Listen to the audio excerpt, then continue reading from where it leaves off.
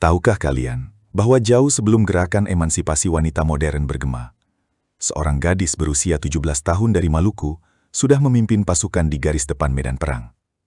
Namanya adalah Martha Christina Tiahahu, sosok yang dikenal dengan rambutnya yang terurai panjang dan keberanian yang membuat gentar tentara Belanda. Ia bukan sekedar pelengkap dalam sejarah, melainkan simbol perlawanan yang tak kenal takut dari tanah Maluku.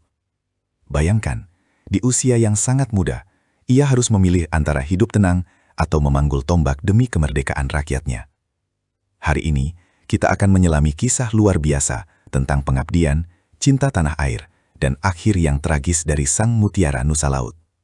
Persiapkan diri kalian untuk sebuah perjalanan waktu ke tahun 1817 yang penuh dengan desing peluru dan semangat juang yang membara. Selamat datang di kanal kami, tempat kita menggali akar sejarah dan mengapresiasi jasa para pahlawan yang telah membentuk bangsa ini. Dalam episode kali ini, kita akan membahas secara mendalam sosok Martha Christina Tiahahu, salah satu pahlawan nasional wanita paling ikonik di Indonesia. Kita akan menelusuri masa kecilnya, keterlibatannya dalam perang melawan Belanda, hingga momen-momen terakhirnya yang sangat menyentuh di atas kapal perang Evertsen.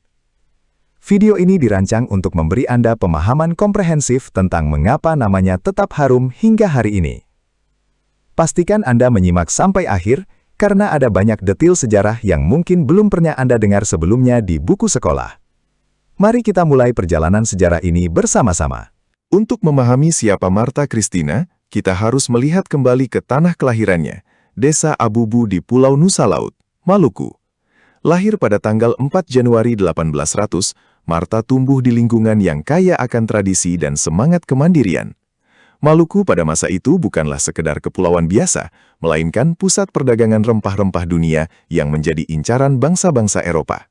Cengkih dan pala adalah emas hitam yang membawa kemakmuran sekaligus penderitaan bagi rakyat setempat. Di tengah alam yang indah dan laut yang biru, benih-benih perlawanan mulai tumbuh dalam diri gadis kecil ini. Sejak dini, ia sudah sering mendengarkan cerita tentang ketidakadilan yang dilakukan oleh kompeni Belanda terhadap keluarganya dan rakyat Maluku secara luas. Martha dibesarkan oleh ayahnya, Kapitan Paulus Tiahahu, setelah ibunya meninggal dunia saat ia masih sangat kecil. Paulus bukan hanya seorang ayah, melainkan juga seorang pemimpin militer yang dihormati, dan pembantu setia dari Thomas Matulesi atau Kapitan Patimura. Hubungan antara ayah dan anak ini sangatlah kuat. Martha selalu mengikuti ayahnya kemanapun ia pergi, termasuk ke pertemuan-pertemuan rahasia para pejuang. Di sanalah ia belajar tentang strategi perang, keberanian, dan pentingnya harga diri sebuah bangsa. Paulus tidak pernah melarang putrinya untuk terlibat dalam urusan pria. Ia justru menempa Martha menjadi sosok yang tangguh dan bermental baja. Hal inilah yang membentuk fondasi karakter Martha sebagai seorang pejuang wanita yang kelak akan memimpin ribuan orang.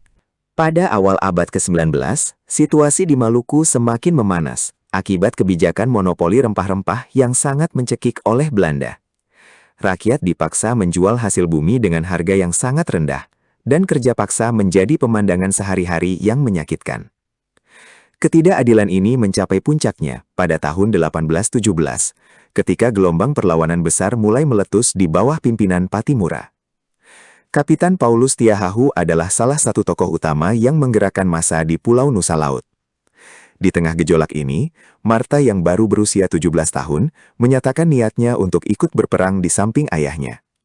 Meski awalnya diragukan karena usianya yang masih muda, ia segera membuktikan bahwa semangatnya jauh melampaui fisik mungilnya. Perang Saparua yang meletus pada Mei 1817 menjadi ajang pembuktian pertama bagi Martha Christina Tiahahu. Ia tidak hanya bertugas di bagian logistik atau kesehatan, melainkan terjun langsung ke garis depan dengan tombak dan parang di tangannya. Dengan rambut panjangnya yang dibiarkan terurai dan ikat kepala merah sebagai simbol keberanian, kehadirannya di medan perang memberikan suntikan moral yang luar biasa bagi para pejuang pria. Banyak saksi sejarah mencatat bagaimana ia berlari di tengah hujan peluru tanpa rasa takut sedikitpun. Ia menjadi ikon yang membakar semangat rakyat untuk terus melawan, meskipun persenjataan mereka sangat sederhana dibandingkan dengan meriam-meriam canggih milik Belanda. Kehadiran seorang wanita muda di medan laga benar-benar mengguncang psikologis tentara kolonial saat itu. Salah satu pertempuran yang paling dikenang adalah pertempuran di Benteng Dürstede dan wilayah sekitarnya. Di sini, Martha menunjukkan kecerdasan taktisnya dengan memanfaatkan medan hutan dan perbukitan untuk menjebak pasukan Belanda. Ia memimpin kelompok wanita dan pemuda untuk melakukan serangan gerilya yang sangat efektif, mengganggu jalur suplai musuh, dan melakukan sabotase di malam hari. Belanda yang awalnya menganggap remeh perlawanan rakyat Maluku mulai merasa terdesak dan kewalahan menghadapi taktik pukul dan lari ini. Keberhasilan demi keberhasilan yang diraih pasukan rakyat membuat nama Martha Christina Tiahahu mulai dikenal luas, bahkan hingga ke telinga para petinggi militer Belanda di Batavia. Ia bukan lagi sekadar putri seorang kapitan, ia telah menjadi ancaman nyata. Keberanian Martha mencapai puncaknya dalam pertempuran di desa Ou dan Ulat pada bulan Oktober 1817. Dalam pertempuran yang sengit ini, ia terlihat berada di barisan paling depan, memacu semangat pasukannya untuk tidak mundur selangkah pun. Ada sebuah legenda yang menceritakan bahwa saat pasukannya kehabisan peluru, Martha justru melemparkan batu-batu besar ke arah musuh sambil berteriak lantang menantang kematian. Tentara Belanda yang menghadapi serangan nekat ini merasa ngeri melihat kegigihan seorang gadis muda yang seolah tidak bisa dilukai oleh peluru. Pertempuran ini berlangsung berhari-hari, menguras tenaga dan sumber daya kedua belah pihak. Namun Martha tetap berdiri tegak sebagai pilar pertahanan terakhir rakyat Maluku di wilayah tersebut. Namun, kekuatan militer Belanda yang superior akhirnya mulai membalikkan keadaan. Mereka mendatangkan bantuan pasukan yang lebih besar dari Batavia, dengan persenjataan yang jauh lebih lengkap. Desa-desa di Maluku satu persatu mulai jatuh kembali ke tangan penjajah, dan para pemimpin perlawanan mulai diburu secara intensif. Martha dan ayahnya terpaksa mundur ke dalam hutan untuk melanjutkan perjuangan secara gerilya. Kondisi di hutan sangat memprihatinkan. Mereka kekurangan makanan, obat-obatan, dan harus terus berpindah tempat untuk menghindari patroli musuh. Meskipun dalam keadaan terdesak, Martha tetap setia mendampingi ayahnya, merawat yang terluka, dan terus memberikan harapan kepada para pengikutnya bahwa kemerdekaan masih mungkin diraih. Pada pertengahan November 1817, nasib buruk menimpa mereka. Kapitan Paulus Tiahahu akhirnya tertangkap oleh pasukan Belanda dalam sebuah penyergapan yang direncanakan dengan matang. Martha yang saat itu berada tidak jauh dari lokasi ayahnya, berusaha sekuat tenaga untuk melakukan penyelamatan, namun ia kalah jumlah. Ayahnya dibawa ke kapal perang Belanda untuk diadili, sementara Martha sendiri juga ditangkap tak lama kemudian. Kehancuran hati Martha tidak bisa dilukiskan dengan kata-kata saat melihat ayahnya dirantai seperti penjahat.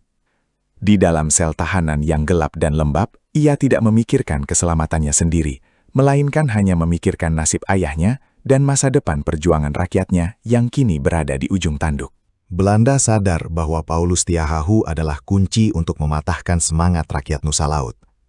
Oleh karena itu, mereka menjatuhkan hukuman mati kepada Paulus dengan harapan perlawanan akan segera padam. Martha yang mengetahui rencana eksekusi ayahnya, memohon kepada para perwira Belanda agar ia saja yang dihukum sebagai gantinya. Ia bahkan mencoba melakukan negosiasi dengan segala cara yang ia bisa, menunjukkan betapa besar rasa cintanya kepada sang ayah. Namun, pihak kolonial bersikap dingin dan tidak tergoyahkan. Mereka ingin menjadikan hukuman ini sebagai peringatan bagi siapapun yang berani menentang kekuasaan Ratu Belanda di tanah jajahan. Momen ini menjadi salah satu titik paling emosional dalam sejarah perjuangan bangsa kita. Hari eksekusi tiba pada tanggal 17 November 1817 di depan benteng Beverwijk. Martha dipaksa menyaksikan saat-saat terakhir ayahnya berdiri di hadapan regu tembak. Dengan kepala tegak, Paulus Tiahahu memberikan pesan terakhir kepada putrinya untuk terus berjuang dan jangan pernah menyerah kepada penjajah. Suara tembakan yang memecah keheningan pagi itu seolah-olah juga merobek jantung Martha. Sejak saat itu, sesuatu dalam dirinya berubah. Kesedihannya yang mendalam berubah menjadi amarah yang dingin dan tekad yang bulat. Ia menolak untuk menangis di hadapan musuhnya. Baginya, kematian ayahnya adalah pengorbanan tertinggi yang harus dibayar dengan pembebasan Maluku dari belenggu kolonialisme. Setelah kematian ayahnya, Belanda sebenarnya berusaha bersikap lunak kepada Martha karena usianya yang masih sangat muda. Mereka membebaskannya dan berniat mengirimnya kembali ke desanya dengan harapan ia akan hidup tenang dan tidak mengganggu lagi. Namun mereka salah besar menilai karakter sang mutiara Nusa Laut. Martha justru memanfaatkan kebebasannya untuk kembali masuk ke hutan dan mengumpulkan sisa-sisa pasukan yang masih setia. Ia memimpin serangan-serangan kecil yang sangat merepotkan patroli Belanda. Keberadaannya yang terus-menerus melawan membuat otoritas Belanda frustasi. Mereka menyadari bahwa selama Martha Christina masih bebas, semangat pemberontakan di Maluku tidak akan pernah benar-benar padam. Karena dianggap terus memicu kerusuhan, Belanda akhirnya menangkap Martha untuk kedua kalinya pada akhir Desember 1817. Kali ini, mereka tidak memberikan ampunan lagi. Gubernur Jenderal Belanda memutuskan untuk membuang Martha ke Pulau Jawa untuk dipekerjakan di perkebunan kopi sebagai tawanan perang. Ini adalah hukuman yang sangat berat bagi seorang pejuang yang mencintai kebebasan laut dan tanah kelahirannya. Ia dibawa ke kapal perang Evertson bersama dengan ratusan tawanan lainnya. Di atas kapal itu, Martha mulai menunjukkan bentuk perlawanan terakhirnya yang paling dramatis, aksi mogok makan. Ia menolak setiap suapan makanan dan tetesan air yang diberikan oleh para penjaga kapal, menunjukkan bahwa meskipun tubuhnya ditawan, jiwanya tetap merdeka. Kondisi fisik Martha terus merosot dengan cepat selama perjalanan di atas kapal Evertson. Penyakit mulai menyerang tubuhnya yang lemah karena kurang nutrisi, namun semangatnya tetap kokoh. Para dokter kapal berkali-kali mencoba memberinya obat-obatan dan makanan bergizi, agar ia tetap hidup sampai di Jawa, namun Martha selalu menolaknya dengan tegas. Ia lebih memilih mati dalam kemuliaan, daripada hidup dalam kehinaan sebagai budak penjajah. Di dalam geladak kapal yang sesak dan panas, ia menghabiskan waktu dengan bermeditasi dan mengenang kembali masa-masa indah bersama ayahnya di Pulau Nusa Laut. Bagi Martha, setiap detik penderitaannya adalah bentuk protes terhadap ketidakadilan yang menimpa bangsanya. Pada tanggal 2 Januari 1818, hanya 2 hari sebelum ulang tahunnya yang ke-18, Martha Christina Tiahahu menghembuskan napas terakhirnya di Laut Banda. Ia meninggal bukan karena peluru musuh, melainkan karena pilihannya sendiri untuk menjaga integritasnya. Kematiannya membawa duka mendalam bagi para tawanan lainnya di atas kapal, yang melihatnya sebagai simbol harapan terakhir mereka. Pihak Belanda, meskipun mereka adalah musuhnya, tidak bisa menyembunyikan rasa hormat mereka terhadap kegigihan gadis ini. Mereka menyadari bahwa mereka baru saja menyaksikan akhir dari seorang pejuang sejati yang tidak bisa ditaklukkan oleh kekuatan militer manapun. Laut Banda yang luas menjadi saksi bisu kepergian sang pendekar wanita dari timur. Sesuai dengan adat pelaut pada masa itu, jenazah Martha Christina Tiahahu tidak dibawa ke daratan untuk dimakamkan. Belanda memutuskan untuk memberikan penghormatan terakhir secara militer dan menjatuhkan jenazahnya ke laut. Di antara hamparan air biru yang memisahkan Pulau Buru dan Pulau Manipa, tubuh sang pahlawan disemayamkan secara abadi oleh alam. Tidak ada nisan batu untuk menandai makamnya. Hanya riak gelombang dan angin laut yang terus membisikkan namanya. Hal ini justru membuat sosoknya menjadi legenda yang tak berwujud. Ia seolah-olah menyatu dengan samudra yang ia cintai. Kematiannya di laut justru mengabadikan namanya dalam ingatan kolektif rakyat Maluku sebagai pahlawan yang pulang ke pelukan alam semesta. Kisah Martha Christina Tiahahu dengan cepat menyebar ke seluruh kepulauan Nusantara, menjadi inspirasi bagi banyak gerakan perlawanan wanita lainnya di masa depan. Ia membuktikan bahwa gender bukanlah penghalang untuk membela kedaulatan negara. Perjuangannya memberikan perspektif baru bahwa kemerdekaan Indonesia adalah hasil kerja keras seluruh elemen bangsa, baik pria maupun wanita, tua maupun muda. Di Maluku, ia dihormati bukan hanya sebagai pahlawan nasional, tetapi sebagai Ina Ama atau ibu yang melindungi anak-anaknya. Semangatnya yang menyala-nyala terus diwariskan dari generasi ke generasi, melalui lagu-lagu daerah dan cerita rakyat yang sering diceritakan oleh para tetua kepada anak cucu mereka di tepi pantai. Pemerintah Indonesia secara resmi mengakui jasa-jasanya dengan menganugerahkan gelar Pahlawan Nasional pada tanggal 20 Mei 1969. Sebuah monumen megah didirikan di Karangpanjang, Ambon untuk mengenang keberaniannya. Patung perunggu setinggi 8 meter itu menggambarkan Martha yang sedang memegang tombak menghadap ke Laut Banda yang menjadi tempat peristirahatan terakhirnya. Monumen ini kini menjadi salah satu ikon kota Ambon dan tempat refleksi bagi siapapun yang ingin belajar tentang arti pengorbanan. Setiap tahun, ribuan orang mengunjungi tempat ini untuk memberikan penghormatan dan mengambil inspirasi dari keteguhan hati seorang gadis yang menolak untuk tunduk pada penindasan kolonial. Mari kita bedah lebih dalam mengenai taktik perang yang digunakan Martha. Meskipun ia masih sangat muda, ia memiliki insting yang tajam dalam memanfaatkan kelemahan tentara Belanda yang kaku dalam formasi baris berbaris. Martha sering menggunakan taktik kejutan, menyerang saat fajar menyingsing ketika musuh masih terlelap. Ia juga dikenal mahir dalam koordinasi antar desa, memastikan bahwa logistik makanan untuk para pejuang di hutan tetap terjaga. Kelompok wanita yang ia pimpin bukan hanya pengumpul makanan, tapi juga telik sandi yang efektif untuk memata-matai pergerakan kapal-kapal Belanda di perairan Maluku. Kepemimpinannya menunjukkan bahwa kecerdasan strategis bisa muncul dari pengamatan yang cermat terhadap lingkungan sekitar. Salah satu aspek unik dari Martha adalah simbolismenya dalam budaya Maluku. Ia sering digambarkan dengan ikat kepala merah yang disebut kain berang. Kain ini bukan sekadar hiasan kepala, melainkan simbol keberanian dan kesiapan untuk tumpah darah demi tanah air. Dalam tradisi Maluku, warna merah memiliki makna sakral yang melambangkan kekuatan hidup dan semangat yang tak padam. Ketika Martha mengenakan ikat kepala ini, ia sedang mengirimkan pesan visual kepada musuh dan kawan bahwa ia telah mewakafkan hidupnya untuk perjuangan. Hingga saat ini, penggunaan ikat kepala merah dalam tarian perang atau upacara adat di Maluku sering dikaitkan dengan semangat yang dibawa oleh Martha Christina. Dampak psikologis perlawanan Martha terhadap tentara Belanda sangat signifikan. Dalam catatan harian beberapa perwira Belanda, mereka menyatakan kekaguman sekaligus ketakutan terhadap gadis liar ini. Mereka tidak habis pikir bagaimana seorang remaja bisa memiliki ketenangan seperti itu di bawah tekanan meriam. Hal ini menyebabkan moral pasukan Belanda terkadang goyah, karena mereka merasa sedang melawan kekuatan alam yang tidak bisa diprediksi. Martha menjadi personifikasi dari perlawanan yang organik dan tidak bisa dipatahkan hanya dengan penangkapan pemimpin-pemimpin formal. Ia membuktikan bahwa ketika sebuah bangsa sudah bersatu dalam penderitaan, bahkan seorang anak kecil pun bisa menjadi ancaman bagi sebuah imperium besar. Kehidupan Martha juga mengajarkan kita tentang kesetiaan keluarga. Keputusannya untuk terjun ke medan perang bukan hanya karena ideologi politik, tetapi juga karena rasa cinta yang mendalam kepada ayahnya.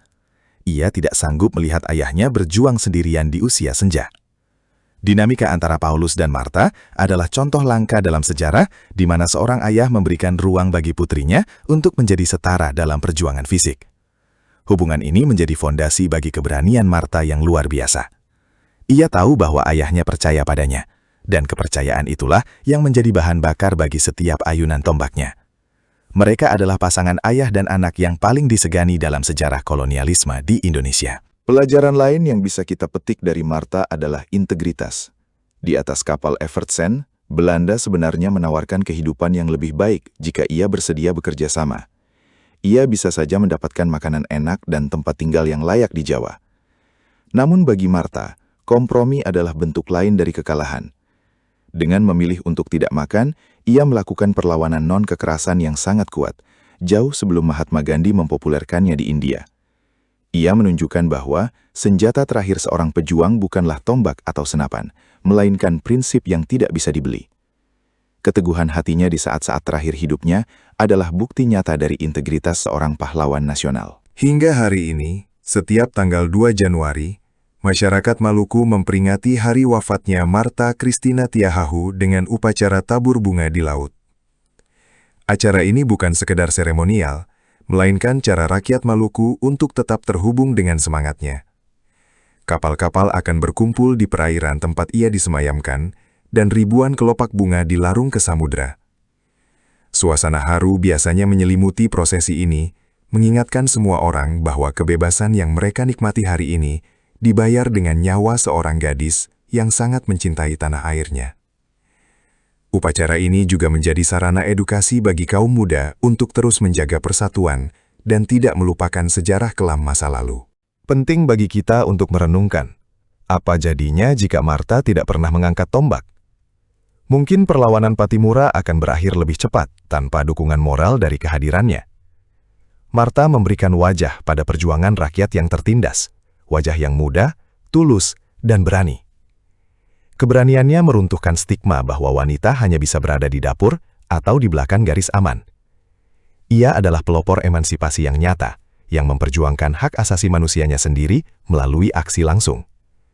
Warisannya bukan hanya tanah yang bebas dari penjajah, tetapi juga pemikiran yang merdeka bagi seluruh wanita Indonesia untuk berani bermimpi dan bertindak demi kebenaran. Dunia internasional mungkin belum banyak mengenal Martha Christina Tiahahu seperti mereka mengenal Joan of Arc dari Prancis. Namun, skala keberanian dan dampak sosialnya tidaklah kalah besar. Jika Joan of Arc berjuang atas nama wahyu ilahi, Martha berjuang atas nama cinta kepada rakyat dan keluarganya yang tertindas. Ia adalah permata tersembunyi dari timur yang harus terus kita gaungkan namanya ke seluruh dunia. Film, buku, dan karya seni tentangnya harus terus diproduksi agar pesan perdamaian dan kebebasan yang ia bawa tidak pernah pudar di telan zaman.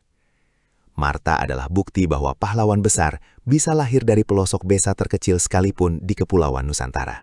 Menutup kisah luar biasa ini, kita diingatkan bahwa sejarah bukan hanya tentang angka tahun atau nama-nama di buku paket, melainkan tentang ruh dan semangat yang ditinggalkan. Martha Christina Tiahahu telah menyelesaikan tugasnya di bumi dengan sangat mulia. Kini, tugas kitalah untuk menjaga api semangatnya agar tetap menyala di hati sanubari kita masing-masing.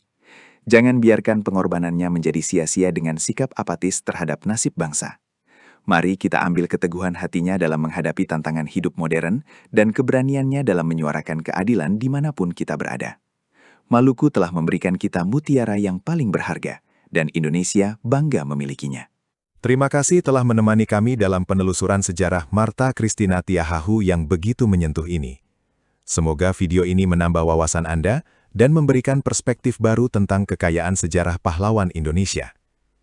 Kisah Martha adalah pengingat bahwa usia bukanlah penghalang untuk membuat perubahan besar. Setiap dari kita memiliki potensi untuk menjadi pahlawan di lingkungan kita masing-masing dengan cara menjunjung tinggi kejujuran dan kemanusiaan. Jangan pernah melupakan akar kita, karena dari sanalah kita mendapatkan kekuatan untuk melangkah ke depan menghadapi masa depan yang penuh tantangan. Sampai jumpa di video biografi pahlawan inspiratif lainnya, hanya di saluran ini. Jika Anda menyukai konten sejarah seperti ini, dukung kami dengan cara menekan tombol like dan bagikan video ini kepada teman-teman atau keluarga Anda. Jangan lupa subscribe dan aktifkan lonceng notifikasi agar Anda tidak ketinggalan update seru lainnya tentang pahlawan dan sejarah dunia. Tuliskan di kolom komentar, siapa pahlawan nasional favorit Anda yang ingin kami bahas selanjutnya. Pendapat Anda sangat berharga bagi kami untuk terus berkembang. Terima kasih sudah menonton, dan jangan lupa like dan subscribe untuk update seru lainnya. Sampai jumpa di episode mendatang, tetaplah bangga dengan sejarah Indonesia.